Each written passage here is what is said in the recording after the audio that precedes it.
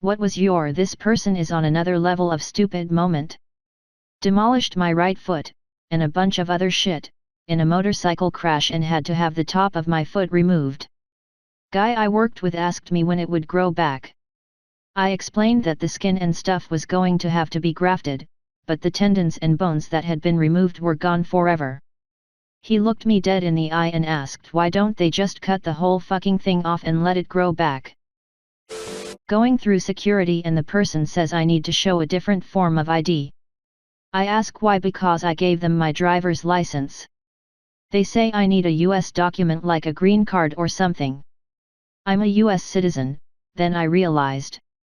I explained how District of Columbia is long for DC. Like Washington, D.C. As in the capital of our country.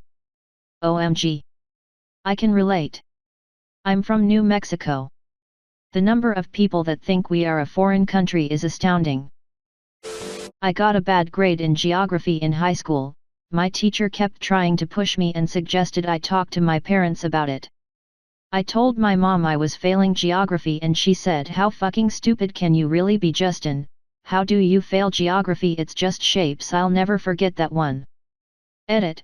Thank you all for the upvotes. I've started sharing some of my true stories like this one and the Reddit community has been very nice to me. I really appreciate it. Texagon. United Shapes of America. While driving from one big city to another, I stopped in a small town to eat at a fast food chain in Texas. I order my food, get my orange number tent and sit down to wait for my order. The lady who's bringing out orders has this "I give up" demeanor as she's calling out numbers that guests aren't claiming. Each time this happens, she speaks to a couple tables to seemingly figure out who food is for. Then I hear her call for number 55 while holding a tray of food for one person. I was number 54 and noticed I was the only single party guest there. We make eye contact and she heads towards me. She confirms my order with me and says sorry, for some reason the computer prints one number higher. I immediately ask, well then why don't you just call out one number lower than what's printed? She freezes and I can see the gears turning in her head. I tell her thank you and she goes on her way. The time I watched someone who had missed their exit on the highway stop on the shoulder, back up, turn around, and go up the entrance ramp. I could not fucking believe it. Edit. A couple of fun details about this incident to really highlight its stupidity. Asterisk. The next exit was a few miles up the road. Going to that exit and then turning around might have delayed their drive by 15 minutes tops. Asterisk. There was no traffic ahead.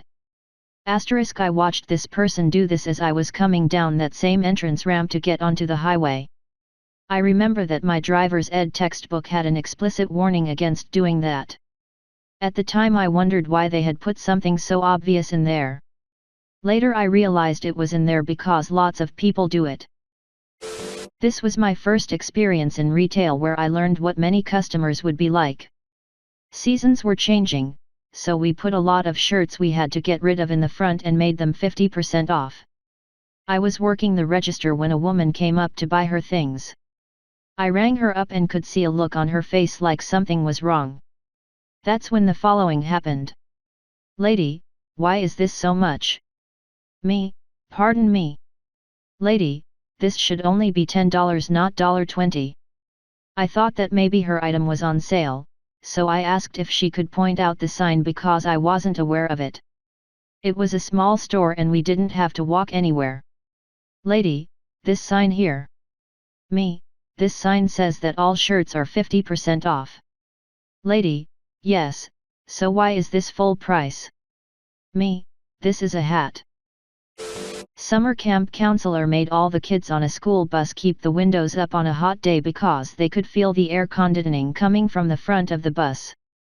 It was so hot and I, maybe 10 years old at the time, had to explain to the 40-year-old counselor that the air conditioning they were feeling was the wind coming in through the bus driver's open window. She still didn't believe me. I begged her to ask the bus driver to confirm the bus did not have air conditioning, but she didn't want to bother him while he was driving. It was like a 1-hour bus trip. She finally got hot enough and asked the bus driver if the bus had air conditioning. And he jokingly said the bus only has air conditioning when the windows are down and the wheels are turning. She then looked back at me and said, "See? I told you the bus had air conditioning," and proceeded to force us to keep the windows up. I was helping a colleague with his graduate thesis film. My job was to animate a solar eclipse, since we couldn't shoot one for real. I animated it using some real-life reference footage to make it look realistic. When I showed him, he asked why the moon was black and had no detail.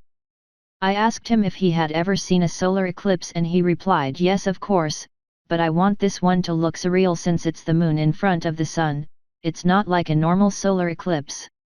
At this point it became clear something was amiss, and after asking a few more clarifying questions it became clear he had no idea that the large object passing in front of the sun during a solar eclipse is, in fact, the moon.